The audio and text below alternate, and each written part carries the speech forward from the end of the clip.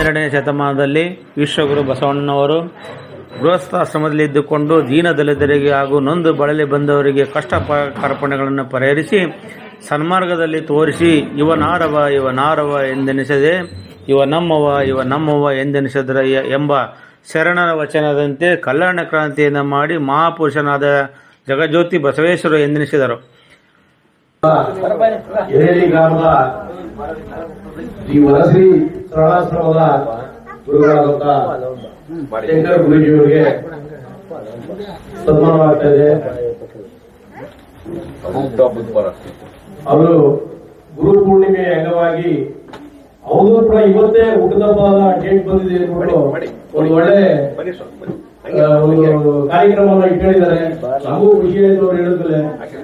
ನಾವು ಕೂಡ ಅವ್ರ ಜೊತೆಗೆ ಕೈಗೂಡಿಸಿ ನಮ್ಮ ಗ್ರಾಮದ ಜನಗಳಿಗೆ ಆಸೆ ಇತ್ತು ಮಾಡ್ತಾ ಇದ್ದೇವೆ. ಹಾಗೂ ದಂಪತಿ ಸಮೇತವಾಗಿ ಅವರಿಗೆ ಹುಟ್ಟುಹಬ್ಬದ ಪ್ರಯುಕ್ತ ಹಾಗೂ ಗುರು ಪೂರ್ಣಿಮೆ ಪ್ರಯುಕ್ತ ಅವರಿಗೆ ಒಂದು ಸನ್ಮಾನವನ್ನ ಮಾಡಲಾಗ್ತಾ ಇದೆ. ಈಗಿನ 21ನೇ ಶತಮಾನದಲ್ಲಿ ರಾಮನಗರ ಜಿಲ್ಲೆಯ ಕೊಟ್ಟಗಲ್ಲ ಎರೆಹಳ್ಳಿ ಶ್ರೀ ವನಶ್ರೀ ಶರಣಾಶ್ರಮ ಗೃಹಸ್ಥ ಪೀಠ ಸಂಸ್ಥಾನ ಎರೆಹಳ್ಳಿ ಹಾಗೂ ಶ್ರೀ ನಂದೀಶ್ವರ ಸ್ವಾಮಿ ಸನ್ನಿಧಿ ಪೀಠ ಎರೆಹಳ್ಳಿ ಸಂಸ್ಥಾಪಕರು ಹಾಗೂ ಪೀಠಾಧಿಪತಿಗಳು ಆದಂಥ ಡಾಕ್ಟರ್ ಶಂಕರ್ ಆರಾಧ್ಯ ಗುರೂಜಿ ಇವರು ಸಹ ಆರೋಗ್ಯ ಸಮಸ್ಯೆ, ಮನೆಯ ಸಮಸ್ಯೆ, ಮನಸ್ಸಿನ ಸಮಸ್ಯೆ ಹಾಗೂ ದುಃಖದ ಸಮಸ್ಯೆ, ಶರೀರಗಳ ನೋವುಗಳ ಸಮಸ್ಯೆ, ಇನ್ನೂ ಅನೇಕ ಸಮಸ್ಯೆಗಳಿಂದ ಬಳಲಿ ಬಂದವರಿಗೆ ಕಷ್ಟ ಕಾರ್ಪಣ್ಯಗಳನ್ನು ಪರಿಹರಿಸಿ ಅವರಿಗೆ ನೆರವನ್ನು ಒದಗಿಸಿ ಅನಾರೋಗ್ಯದಿಂದ ನರಳಿದವರಿಗೆ ನೈಸರ್ಗಿಕ ಚಿಕಿತ್ಸೆ ಮುಖಾಂತರ ಪಾರಂಪರಿಕ ನಾಟ್ಯ ವೈದ್ಯ ಪದ್ಧತಿಯಲ್ಲಿ ಚಿಕಿತ್ಸೆಯನ್ನು ಕೊಡುತ್ತಾ ಸರ್ವ ಜನಾಂಗದ ಗುರೂಜಿಯಾಗಿ ಇವನಾರವ ಎನ್ನದೆ ಇವ ನಮ್ಮವ ಎಂದು ಸಂಸ್ಥಾನಕ್ಕೆ ಬರುವ ಭಕ್ತರಿಗೆ ಕಷ್ಟ ಪರಿಹರಿಸುತ್ತಾರೆ. ಈ ಆಸನಗಳಲ್ಲಿ ತಾವೆಲ್ಲರೂ ಕೂಡ ವಿರಾಜಮಾನರಾಗಬೇಕು. ವೇದಿಕೆಯ ಕಳಶಪ್ರಾಯರಾಗಿ ನೀವುಗಳೇ ಕಂಗೊಳಿಸಬೇಕು. ಹಾಗಾಗಿ ಹೊರಗಡೆ ಇರ್ತಕ್ಕಂಥವರೆಲ್ಲರೂ ಭಕ್ತಾದಿಗಳು ಆಗಮಿಸಿ ಶ್ರೀ ನಂದೀಶ್ವರ ಸ್ವಾಮಿ ಸನ್ನಿಧಾನದಲ್ಲಿ ನಡೆಯುವಂತಹ ಈ ಅದ್ಭುತವಾದಂತಹ ಸರ್ವಶಕ್ತಿಯನ್ನು ಕೊಡುವಂತಹ ಈ ಪುಣ್ಯವಾದಂತಹ ದಿನ, ಈ ಗುರು ಪೂರ್ಣಿಮೆ ಎಂದು ತಾವೆಲ್ಲರೂ ಕೂಡ ಆಗಮಿಸಿದ್ದೀರಿ.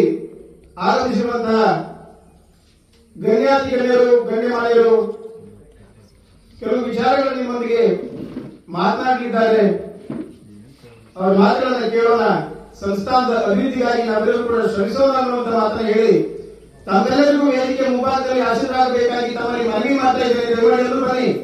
53ನೇ ವರ್ಷದ ಹುಟ್ಟುಹಬ್ಬ ಹಾಗೂ ಗುರುಪೂರ್ಣಿಮೆ ನಿಮಿತ್ತ ಎರೆಹಳ್ಳಿ ಹಾಗೂ ಶ್ರೀ ಸಮಸ್ತ ಗ್ರಾಮ ಭಕ್ತರಿಂದ ಗುರೂಜಿಯವರಿಗೆ ಗುರುವಂದನೆ, ಪಾದಪೂಜೆ ಹಾಗೂ ಶ್ರೀ ನಂದೀಶ್ವರ ಮಹಾಪೂಜೆ ಪ್ರಸಾದ ವಿನಿಯೋಗ ನಡೆಯಿತು.